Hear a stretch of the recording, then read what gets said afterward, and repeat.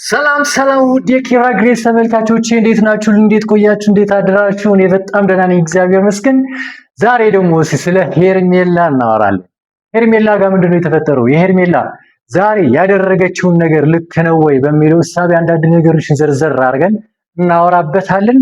ስለዚህ እስከ መጨረሻ አብራችሁን ቆዩ። ሰብስክራይብ ያላረጋችሁ የምታዩ 90% ናችሁ። ስለዚህ ፕሊዝ ሰብስክራይብ እያደረጋችሁ ቪዲዮዎቹን ያቸው የሆነ አስተያየቱን ኮሜንት ምናምን ሊከኖራችሁ ደግሞ እታች ያለውን ኮሜንት ስር እየገባችሁ ማድረግ ነው። መጀመሪያ ግን ቪዲዮውን አይተን እንመለሳለን። ከዛ በኋላ ዘርዘር አድርገን እናወራበታለን። ቀጥታ ወደ ቪዲዮ።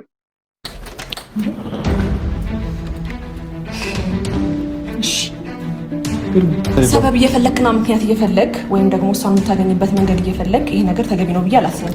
ሎሌ ማግኘት የምትችልበት ቦታ እዚህ ነው። ቤት መሄድ እንደማትፈልግና በጣም ብዙ ነገሮች እንደተፈጠሩ አልነበር ብዬ ነገርከኝ ነበር።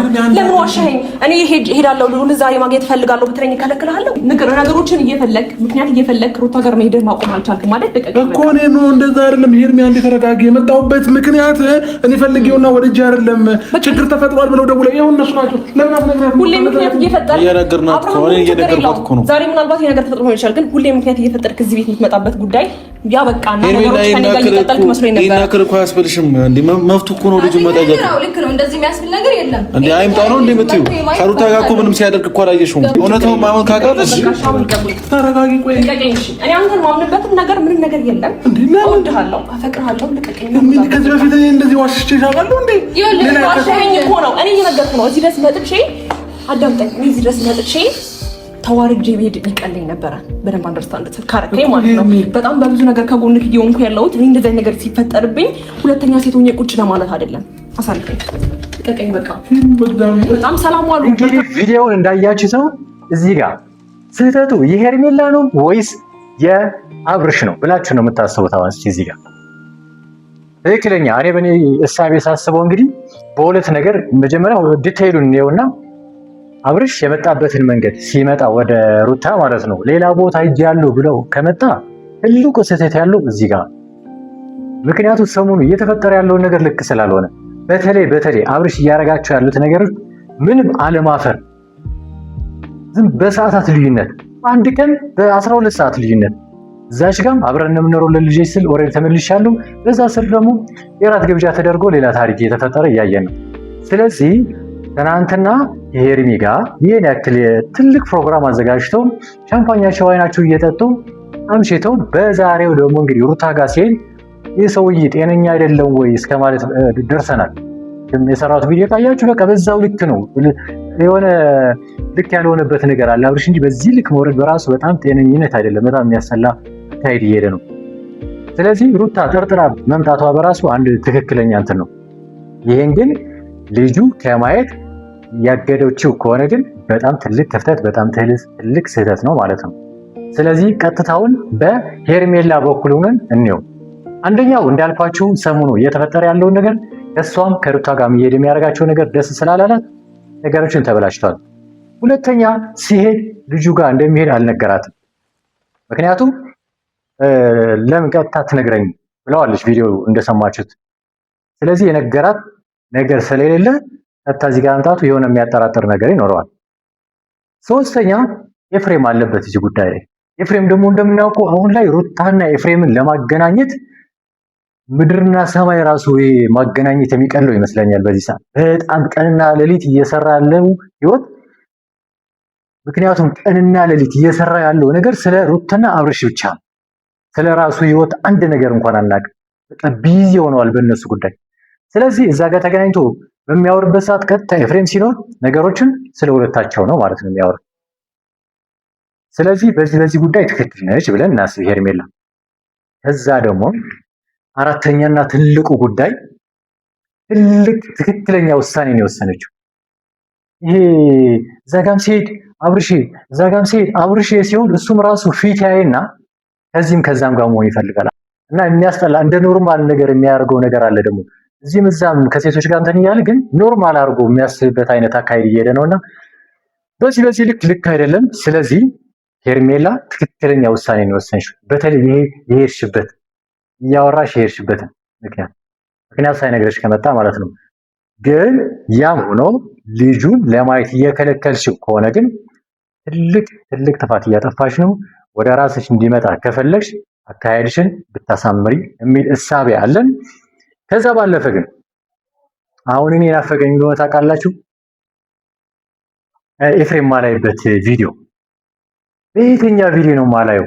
ሩታ ጋለ፣ ቡዜ ጋለ፣ ሄርሚ ጋለ፣ ራሱ አብርሽ ጋለ፣ ወንድሙ ጋለ፣ ትልቁ ወንድሙ ጋር ምናምን በቃ የሌለበት እንትን የለም። እዚህም እዛም እየሄደ ነገሮችን እንትን ለማድረግ በደንብ እየሰራበት ነውና እረፍ እስቲ ለትንሽ ጊዜ እረፍ ነው የሚሆነውን ነገር እንየው።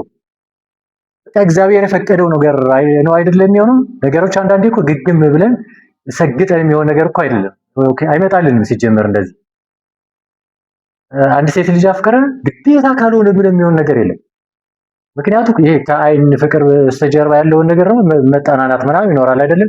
ስለዚህ ሩታና አብርሽ በሰዓታቸው ያሳለፉት ጥሩ የፍቅር ጊዜ አለ።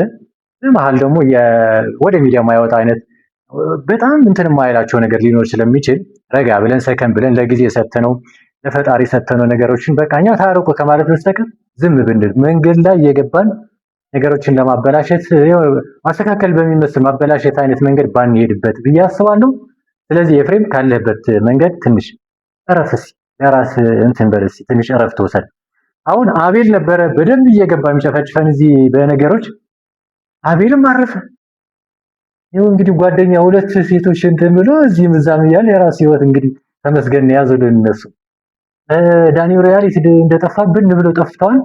ከዘፈኑ ተገላገልን። በቃ ስር እየዘፈነ ሙድ እየያዘ ሲያስጨንቀን የነበረ ሰውዬ ጠፋና ተገላገልን። እኛ ጥሩ ላይ ነው። አሁን በመሃል የሶስት የአስር ፓወር ይዘው ነው ኤፍሬም ደግሞ እዚህ ጋር የመጣው። በጣም ፓወር አለ። በቃ እዚህም እዛም የመድረስ አቅም አለ። በቃ አምነህበታል። ይሄ እንደሚመጡ ምናምን በሚለው እሳቤ በጣም አምነህበት ይሄ ካልሆነ በስተቀር ብለህ የሆነ ቃል የገባህ ያክል ነው እየተሰማኛል። አሁን የሆነ ከሆነ ሰው ጋር እንትና ብራስ ይዘህ ወይም ተወራርደህ ነገር ነው በቃ የሚመስለው ነገር አለቅ ብላል እንጂ ማለት እንደዚህ ደግሞ በጣም ነው የሚያሰላው። ይሄ ደግሞ ቀልድ ሳይሆን ህይወት ነው፣ ላይፍ ነው። ይሄ እንደ ቀልድ ብራስ ይዘህ እቺን ነገር አረጋታለሁ አላረገውም ብለህ የምታደርገውና የምትተወው ነገር አይደለም። በጣም ትልቅ ኢሹ ነው፣ የህይወት ጉዳይ ነው። እግዚአብሔር እድሜ ሰጥቶት ለአብርሽም ለሩታም ለሄርሚ 70-80 ዓመት ከዚህ በኋላ ቢኖሩ በትንሹ ዝም ብለው 40 ዓመት ቢኖሩ 40 ዓመት ከሱ ጋር ለምትኖረው ሚስቱ ነው አንተ አሁን እንደ መራጭ ነው እየመረጥክለት ያለው። እኛ ሁላችንም የምናስበው ነገር አለ። አብርሽ ከማን ጋር ቢሆን የተሻለ ነው ምናምን ብለን የምናስበው ነገር አለ። ስለዚህ እኛ ካየነው እንደዚህ ቢሆን ብለን አስተያየት እንሰጣለን። አንተ ደግሞ እንግዲህ እንደዚህ ነው ሄርሚ በዚህ ልክ እንትን ብላችኋል፣ ከዚህ በኋላ ደግሞ ምናምን ብለህ የምታውቀውን ነገር ብታስረዳው ነው እንጂ በእልህ ሄርሚን አግተህ ይሄ ሌላ ተንኮል እየሰራ ለእንትና የሆነ ብር ሰተን እንደዚህ አድርግ ብለህ ሩታ ሳትወድ ሂዳ ይቅርታ ለቡዜም ለምናምንም እየሄደች እንደዚህ መርበጥመጥ፣ ይህ ሁሉ አካሄድ የማይሆን ደስ የማይል አካሄድ ነው። ስለዚህ ፕሊዝ ኤፍሬም እረፍ፣ ለትንሽ ጊዜ እረፍና ነገሮች እንደው ራሳቸው ጊዜ እንዲስተካከሉ ጊዜ እንስጣቸውና ፋታ ሰጠን ምን እንደሚፈጠር ከዛ በኋላ እናያለን። ብቻዋን ሩታ የምታደርገው ነገር የለም። ካረገችን በፍቅር ታደርገውና ከሆነላት ይሆናል ማለት ነው በዚህ ጉዳይ። ስለዚህ ዛሬ የተፈጠረው ነገር ለጥሩ ነገር ነው ብለን እናስበው። ሁሉም ነገር ለበጎ ነው። በእርግጥ የዛሬው ግን በተለየ መልኩ ለበጎ ነው። ምክንያቱም ሄርሜላ ጓ ብላ ሄዳለች። የሚወዳት ከሆነ የቤቷ ድረስ ሄዶ ይቅርታ ይጠይቃታል ተደፍቶ። አሳማኝ ምክንያት ካለው ደግሞ ነው እኔ በዚህ መንገድ ነው፣ ስለዚህ ስላልተረዳሽ ነው ተረጂኝ ብሎ ደግሞ ያስረዳትና ከተረዳችሁ አብሮ የሚሆንበት መንገድ እንትን ይላሉ።